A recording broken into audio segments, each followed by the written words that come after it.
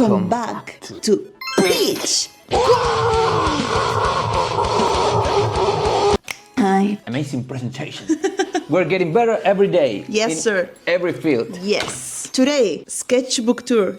David's Second sketchbook part. tour. If you want to see first part, Alba's sketchbook tour. So as we did in the first part, we're gonna be watching my sketchbook tour from 2020 to 2024. And today, Alba is gonna be commenting. Yes. I'm gonna be criticizing. I'm gonna be roasting. The first thing I wanted to say before starting is I've never been a sketchbook person. I've always I can confirm. this kind of guy drawing in single papers and then throwing them up. When I first met him back in university, he just carried a lot of A4s together into a plastic wrap. That was David Core. So, first sketchbook you're gonna see is 2020. Is my first sketchbook maybe in my whole life. And before that, I used to draw. This is from college times. You're gonna see it. So these are the drawings I was telling you before. The first sketchbook we're gonna see is from 2020, as we said. Is from the lockdown. That was a critical point in my life. You know, a lot of months isolated here, Alba and me, and I started to search for something. The first drawing you're seeing is the first honest searching for an art style drawing I've made, okay? These first exploration sketches you are gonna see, they're the seed that ended up being Last Days at Museum, which was my first comic. Masterpiece. Self-edited, you know? Masterpiece.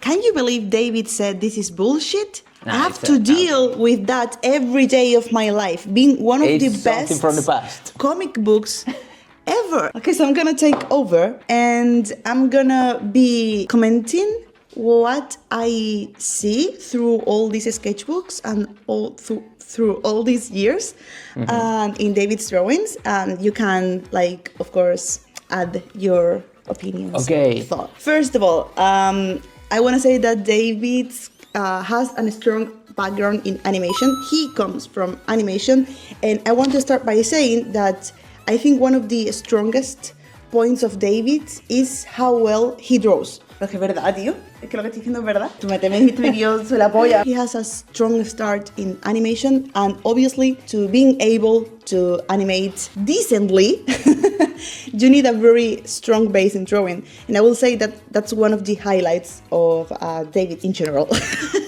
David draws very well. So I will say that from the very first sketches and the very first pages you see, he's more obsessed with representing movement in like static drawings, and he tries to search a lot for three-dimensionality in the way he builds. He's more like preoccupied in those things, I will say, that rather in searching for a style. At least is what I see in the first sketchbooks you are seeing right now and the first drawings you are seeing right now. You see faces are more realistic, poses are more focused, like I said, on three-dimensionality and movement, and I think it's because you came from animation, and I think one of the best things David does is animate, and because animation is too much work, you don't see David animating so much these days, but he was really good at that, and you could see that. I think strongest, again, point of David is how well he understands shape, form, and perspective. I don't know.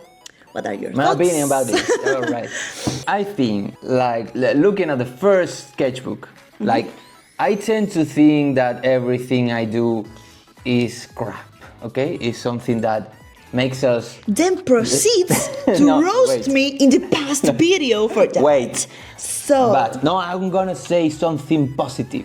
Regarding the sketchbook for this video, I realized how much I've improved in these 4 years. That's true. Okay? Huge improvement. First sketchbook I see a little bit doubtful. Yes. Like it's not solid as much as the last one. Maybe when you're not 100% sure about your strength, you want to always represent the maximum of your skill in every drawing, like for people looking this and thinking, oh my god, this is a good artist. Yes. At least in my case, the better I become, the less I care about my drawings look extremely well done. But it makes so much sense. No, absolutely. It makes so much sense. Yes. So, yes. In the beginning, as you said, maybe you see the drawings and it's very obvious that I'm obsessed to represent the movement in every character, like I'm an animator. I know how to But make good poses. Obviously, when you are like sure of yourself, like when you are comfortable with your abilities, you don't need to show them. Yeah, but when you are not, you need to show them. You get us. So talking about this, I have another point related to this, and that will be shape language. And I think you went from thin to thick, to Lego piece, to one one by one Lego piece. Because at the beginning, I see that you made like really slender figures with very long and thin like limbs, legs, like arms, like necks, like everything was like more stylized maybe. And I think you understood the idea we were talking in the past video, or ASMR, and you started to make everything round, chunk, and like a piece. Crispy is back! No more sound effects, please. Okay, so I don't know what you think about this topic. Yes, absolutely. I agree with that point. Yes. Okay, guys, tell us if you see this through like all the sketches you are seeing right now, if you agree with us. I think I got more and more conscious about the shape, like in the beginning maybe because I was too attached to realism, and since I started to get apart from that, I developed this way of chunkier drawings I'm doing right now. I think for you and for me, Grog has a huge part of that. Third point will be the theme. As well, we spoke about this in my sketchbook tour as well, and I will say that it's quite like similar but not so much. I think I was in the same theme like forever, like eternally. I just chose a theme and I went for it, and I think you also made an exploration in the theme of your art, of your drawing, your style. So I will say you went from like cartoon realistic to mystic to cartoon, and then now it's like mystic cartoon. Mystic of... What I was thinking about it is that everything you're seeing in the sketchbook is oriented by the project I was doing in every moment. Like, I can see that. I mean, I'm not capable to be isolated drawings for months. Like, I do one, I do three, in the 4, 5, I'm started to thinking in a way to linking them up and building a story. You know, that's my way. So depending on which kind of project I'm doing, like in the beginning it was Last Days of Museum, which was a little bit more realistic. I was drawing. Yeah, your style is like shifting. Shifting, yes. Depending on the project you are working at the moment. Yes, like Grog was important to the chunkier part. Yes. Yes, and now Starkid is like a mix of everything before. I think Starkid is like the end of the path. It's very beautiful because, for example, me, as I've been with you through all the time, seeing your development very close, for me, Starkid makes me very happy because I can see David's from all years, like all together.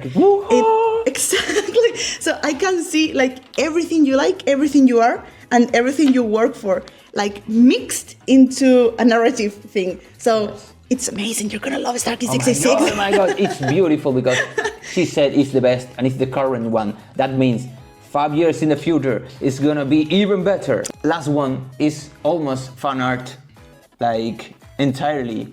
There's a few Starkid drawings, some character from Starkid, but mostly fan arts. So something to say about my last chunk anime fan arts. Yellow, 3 fingers. I do love everything about that. Okay, it's a good thing to say. I do love the 3 fingers theory, even though maybe we have 50 fingers. Maybe. We have it already. I counted it yesterday. It's coming back. Alright, that was the theme. And right now I'm gonna talk about the last point, a point we also cover a little bit in the video about your art journey, and that will be color. Oh, very the elephant in the room. Color. Okay. So I'm gonna say that this David is not as bad as he thinks he is at color. And we have proof. You have seen it in these sketchbook tours.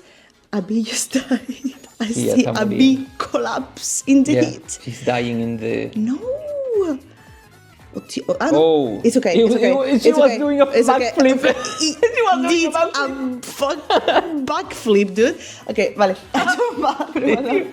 So, like I said, I have proof David is actually good at color, it's true that he cannot see all the colors, all the range of colors, but with a few tips, he has improved like tremendously, like Tremendous amazingly. improvement. Yes, tremendous, bombastic.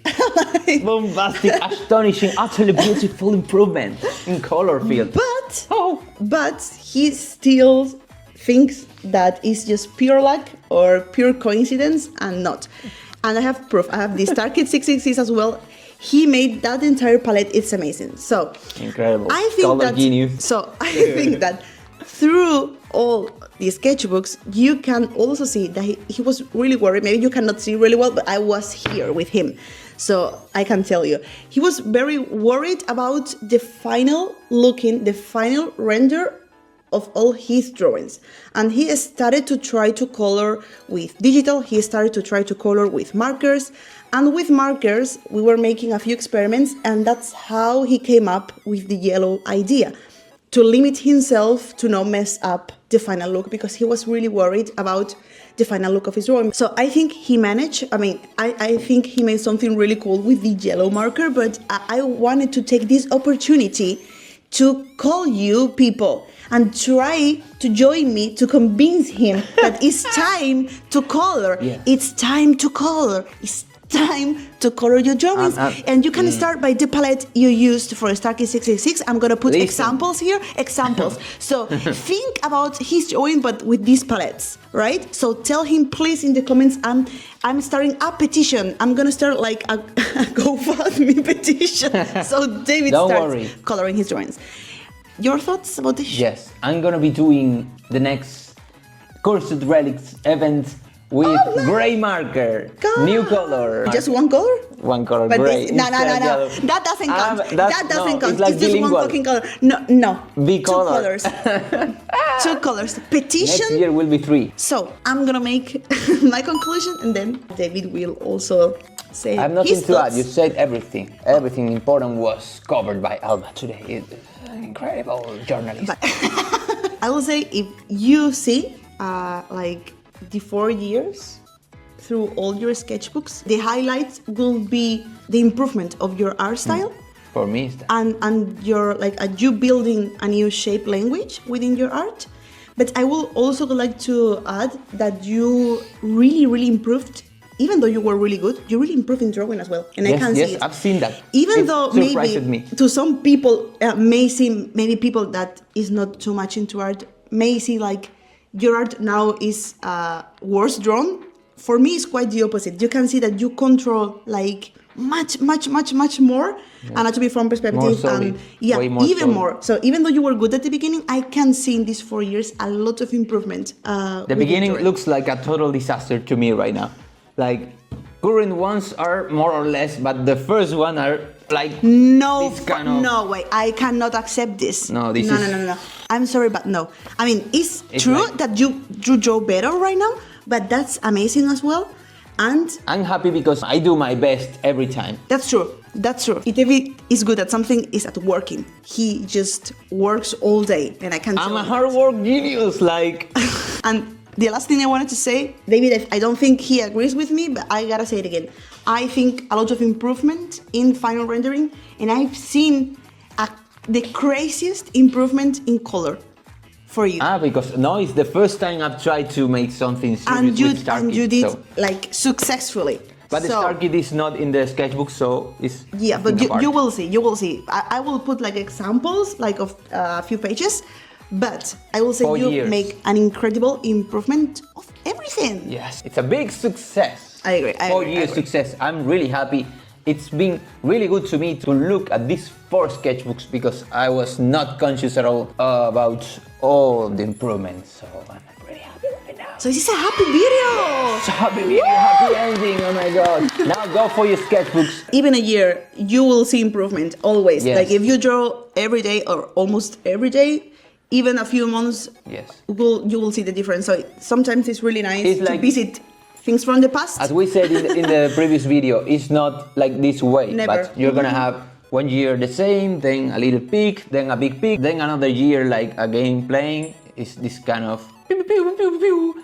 But the important thing is the big term, okay? Success. By the way, we're saying goodbye, but before that, Cursed Relics is coming. Again, Event. October. Yes, managed by BYEEEE herself, the world-known artist around the world. The prompt list is already in the community. You can also Post visit it. I'm Alba's gonna put it profile. here as well in Yes. case. But you have its own community and you can download it if you want. Of course, we're gonna be doing live streams, one per week. Together. 4 live streams together this year. It's gonna be unforgettable. It's gonna be incredible. Oh my God, I cannot deal with that. In case you don't know what Cursed Relic is, no worries because we're gonna make a video. Okay. So Next video. Next video. Next video. Next video is gonna be about Next video Cursed is gonna be Cursed Relics. Oh my We will God. explain everything. We will cover like everything. So don't worry if you don't know what it is. Next video is going to be just about Cursed Relics and before Cursed Relic starts, so you still have time to join if you want. So that's been all, guys. Okay. See you. Bye.